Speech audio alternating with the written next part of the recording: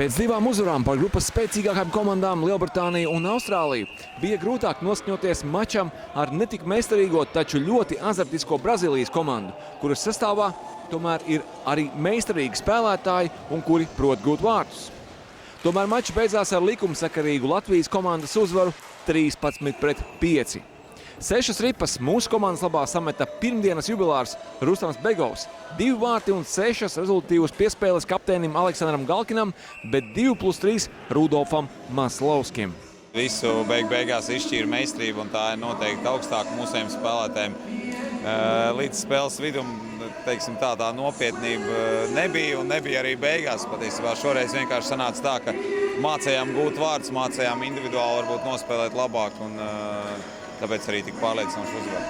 Galvenās cīņas Latvijas komandai vēl tikai būs. Ceturtdien ceturtdaļfināls ar Jaunzēlandi, dienu vēlāk pusfināls. Un ja mūsu komanda turpinās demonstrēt labu spēli, tad lielajā finālā par vienīgo ceļazīmi uz elites divīziju mūsu komandai būs visticamāk jāspēlē ar Sloveniju, kas otrajā grupā pagaidām cīnās bez zaudējumiem. Lauris Bolskis, LNT no Bratislavas.